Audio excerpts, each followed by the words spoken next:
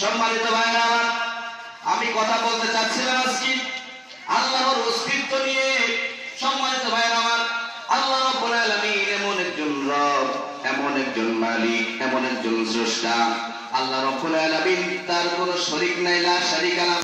আল্লাহ একজন, এক মহান সত্তা, তিনি হচ্ছেন আল্লাহ। আল্লাহ রাব্বুল আলামিন তার পরিচয় পবিত্র কুরআনুল কারীমের মধ্যে অনেক জায়গায় স্পষ্টভাবে তুলে ধরেছেন।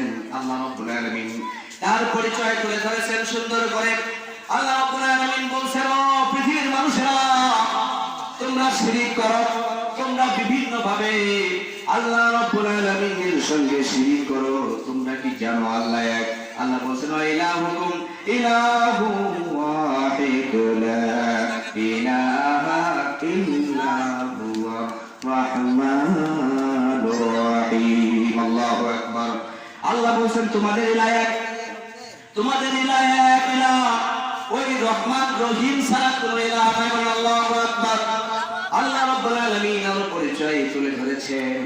আল্লাহ রাব্বুল আলামিন স্পষ্টভাবে পবিত্র কুরআনুল কারীমের 30 নম্বর পারার মধ্যে বলেছেন, আল্লাহু আহাদ। সবাই পবিত্র কুরআনুল কারীমের শুনানি আয়াত আমার সঙ্গে তেলাওয়াত করেন, বলেন আল্লাহু আহাদ আল্লাহুস সামাদ লাম ইয়ালিদ ওয়া লাম ইউলাদ ওয়া লাম ইয়াকুল লাহু কুফুয়ান আহাদ। আল্লাহ রাব্বুল আলামিন বলেন, নবী হে, আপনি বলেন কুল হুয়াল্লাহু আহাদ, আল্লাহ এক, অদ্বিতীয়, মহান সত্তা, মহান প্রভু, মহান মালিক। হুয়াল্লাহু আহাদ আল্লাহুস সামাদ। মানুষ, একজন মানুষ আরেকটা মানুষের কাছে মুখাপেক্ষী, কিন্তু আল্লাহ রাব্বুল আলামিন এমন একজন রব, এমন একজন মালিক, তিনি কারো নিকট মুখাপেক্ষী নন। তিনি হচ্ছেন আল্লাহ। আল্লাহ বলেন, লাম ইয়ালিদ ওয়া লাম ইউলাদ, তিনি কারো নিকট থেকে জন্মগ্রহণ করেন নাই, ওয়া লাম ইউলাদ, এবং কাউকে জন্ম দেন নাই। তিনি হচ্ছেন আল্লাহ। ওয়া লাম ইয়াকুল লাহু কুফুয়ান আহাদ।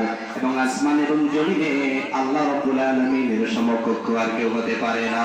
আল্লাহু আকবার। আল্লাহ রাব্বুল আলামিন বলেন, ও পৃথিবীর মানুষেরা, আমার প্রতি একাধিক যদি প্রভু থাকতো, একাধিক যদি অংশীদার থাকতো, তাহলে আসমান এবং জমিনের মধ্যে মারামারি লেগে যেত, আসমান জমিন ভেঙে চুরমাচুর হয়ে যেত কিনা বলেন। আল্লাহ রাব্বুল আলামিন বলেন, লাউ কানা ফীহিমা আলিহাতুন ইল্লাল্লাহু লাফাসাদাতা ফাসুবহানাল্লাহি রাব্বিল আরশ আম্মা ইয়াসিফুন। আল্লাহু আকবার। আল্লাহ বলেন, লাউ কানা ফীহিমা আলিহাতুন ইল্লাল্লাহু লাফাসাদাতা, যদি আসমান এবং জমিনে একের অধিক যদি ইলাহ থাকতো, যদি একের অধিক যদি প্রভু থাকতো, তাহলে মারামারি লেগে যেত। মারামারি লেগে যেত না?